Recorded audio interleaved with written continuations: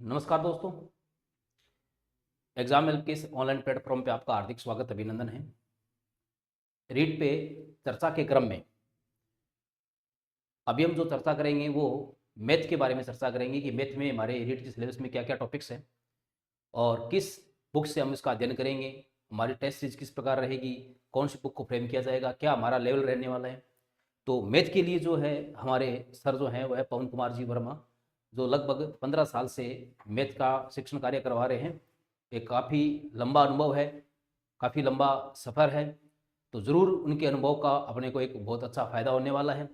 तो मैं आमंत्रित करूंगा पवन सर को कि वो आए और बच्चों को रीट के बारे में जो है हमारी क्या रणनीति रहने वाली है उसके बारे में बच्चों को थोड़ा विस्तार से समझाएं।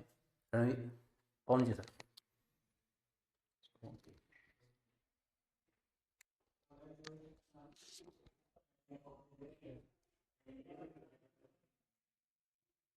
नमस्कार दोस्तों, एग्ज़ाम हेल्प सूरतगढ़ में आपका स्वागत है। रीट एग्ज़ाम के अंदर मैथ्स के अंदर क्वेश्चंस करने के लिए हम कौन से बुक्स जो हैं वो प्रेफर करें और किस बुक्स के द्वारा हम तैयारी करें ताकि हमारा जो सिलेक्शन है वो इजीली हो सके। देखिए, पिछले एग्ज़ाम के बेस पे हमने ये देखा है कि रीट के अंदर जो मैथमेटिक्स है उसके जो क्वेश्चंस आते हैं वो मोस्टली आरबीएससी और सीबीएसई की बुक्स जो होती है 9th-10th की बुक्स, इन्हीं बुक्स के क्वेश्चंस को क्या किया जाता है कि थोड़ा सा मॉडिफाई करके उसे एक अच्छे क्वेश्चंस में कन्वर्ट किया जाता है। तो इस बार के एग्जाम को भी हम इसी तरीके से तैयार करेंगे ताकि हमारा जो सिलेक्शन है वो आसानी से हो सके। इसके लिए देखिए सिलेबस में क्या रहेगा, तो 9th-10th की बुक्स जो पिछले आरबीएससी के अंदर आती थी बुक्स और अभी जो करंट के अंदर एनसीईआरटी जो सिलेबस चलता है उसी के अनुसार जो बुक्स हैं उन बुक्स को हमें डीपली रीड करना है और उसके ऊपर जो बेस्ड क्वेश्चंस होंगे, क्वेश्चंस ट्रिक वाले भी हो सकते हैं और क्वेश्चंस के अंदर जो बेसिक कंसेप्ट्स हैं उन कंसेप्ट्स को लेते हुए किस किस तरह के क्वेश्चंस बनेंगे वो हम अपने इस टेस्ट सीरीज के अंदर आपको क्वेश्चंस देंगे। तो देखिए सिलेबस की बात की जाए तो सिलेबस में वही 9th-10th का जो पाठ्यक्रम है, सिलेबस है, उसी के अनुसार हमें टॉपिक्स को है वो पढ़ना है। तो उसके अंदर सबसे पहले जैसे परिमेय और अपरिमेय संख्याएं, ये टॉपिक जो है वो 9th का टॉपिक है और इसके अंदर 10th के अंदर भी है ये टॉपिक और 9th का, दोनों से रिलेटेड ये टॉपिक है। इस टॉपिक में हम वास्तविक संख्याएं और दशमलव प्रसार पढ़ेंगे। दशमलव प्रसार के लिए ये कि परिमेय संख्याएं और अपरिमेय संख्याएं 9th का टॉपिक। फिर उसके बाद हम वास्तविक संख्याओं के लिए घातांक नियम पढ़ेंगे। घातांक नियम देखिए हम छोटी क्लासेस में भी पढ़ते हैं घातों के बारे में, और अभी जो हम इसके अंदर सिलेबस में रीड करेंगे वो 10th लेवल तक का हम घातांक नियम है वो पढ़ेंगे। फिर दूसरा टॉपिक है वर्ग, वर्गमूल और घनमूल। ये टॉपिक ये भी छोटी क्लासेस में जैसे 8th में, 9th में, 10th में यूज होता है, ये हम वहां से भी यूज करेंगे। तो ये 10th का भी टॉपिक है, 9th का भी टॉपिक है और इसमें 8th के भी क्वेश्चंस वगैरह होते हैं।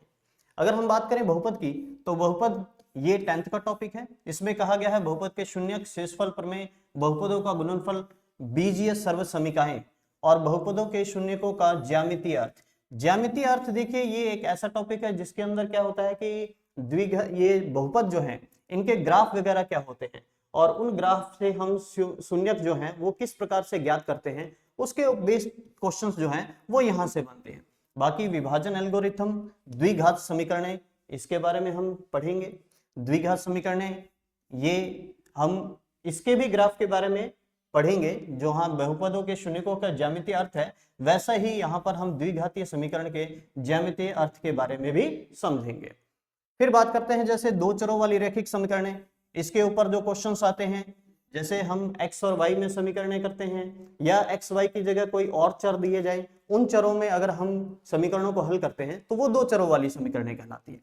प्रतिशतता, लाभ हानि, सरल ब्याज, चक्रवृद्धि ब्याज, अनुपात समानुपात, वृद्धि और ह्रास, ये देखिए ये एक ऐसा टॉपिक है जो अभी करंट के अंदर ना तो आपको सीबीएसई बोर्ड की बुक में मिलेगा और ना ही ये आरबीएससी की बुक में मिलेगा, लेकिन जो पिछला सिलेबस हुआ करता था, पहले के जो क्लासेस जो बुक्स होती थी उन बुक्स के अंदर ये टॉपिक मिलता है। तो इसके लिए आपको आरबीएससी की जो काफी टाइम पहले यानी कि 2012, 13, 14 उससे पहले की जो बुक्स आती थी उन बुक्स के अंदर आपको ये टॉपिक मिलेगा। वहां से इन टॉपिक्स को हमें अच्छे से क्लियर करना है, क्योंकि ज्यादातर प्रॉब्लम्स जो बच्चों को आती है वो इन्हीं के अंदर आती है। फिर अगर हम आगे बात करें तो सरल रेखाएं, रेखाएं और उनके मध्य कोण, ये त्रिकोणमिति का पार्ट है थोड़ा सा। तो उसके बाद समतलीय आकृतियां, समतलीय आकृतियों में त्रिभुजों की समरूपता, त्रिभुजों का सर्वांग समता और चतुर्भुज, वृत्त और बहुभुज, हमें इनके बारे में डिटेल के अंदर प्रमेय होती हैं। इन प्रमेय को हमें रटना नहीं है, बल्कि उस प्रमेय की जो हेडिंग होती है उस प्रमेय की हेडिंग को याद रखना है, ताकि जब हम प्रश्न को हल करें तो उन प्रमेय की जो हेडिंग्स हैं उनका हम प्रयोग उन क्वेश्चंस को करते समय आसानी से यूज कर सके। फिर हम बात करें समतलीय आकृतियों का क्षेत्रफल, समतलीय आकृतियों का क्षेत्रफल एवं परिमाप। इसके अंदर आकृतियां कौन कौन सी हैं? एक तो त्रिभुज, आयत, वर्ग, समांतर चतुर्भुज, समलंब चतुर्भुज और वृत्त। इसके अलावा जो आकृतियां हैं उन आकृतियों के बारे में हमें नहीं पढ़ना, हमें सिर्फ इन्हीं आकृतियों के बारे में, इनके क्षेत्रफल और परिमाप के बारे में पढ़ना है। फिर बात करें जैसे ठोस आकृतियों की, तो ठोस आकृतियों के अंदर हमें सिर्फ उनके पृष्ठीय क्षेत्रफल और आयतन के बारे में पढ़ना है। और ठोस आकृतियां भी कौन कौन सी? घन, घनाभ, बेलन, शंकु और गोला।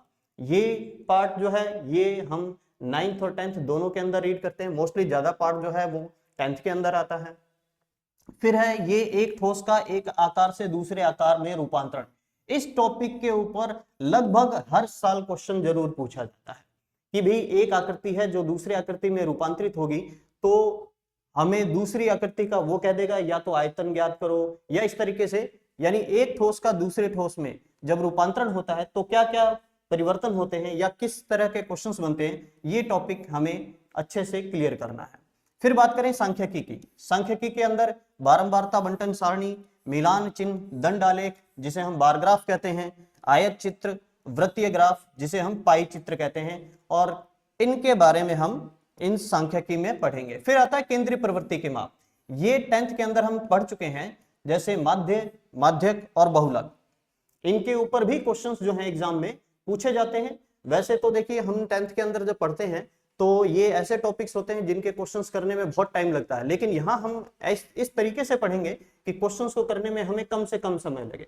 देखिए मैथ के क्वेश्चंस को करने के लिए देखिए एक ही तरीका होता है कि हम उस क्वेश्चंस को केयरफुली रीड करें, पढ़ें भी आराम से, और फिर उसको समझने के बाद जब हम उसको सॉल्व करें तो कितने आसानी से और कितने सरल तरीके से, कितने शीघ्रता से उसे हल करें, यही हमें इस टेस्ट सीरीज में या इन वीडियो क्लासेस के अंदर हमें समझना है। क्योंकि स्टूडेंट्स के सबसे ज्यादा जो समय लगता है वो इस मैथ वाले पोर्शन में ही लगता है।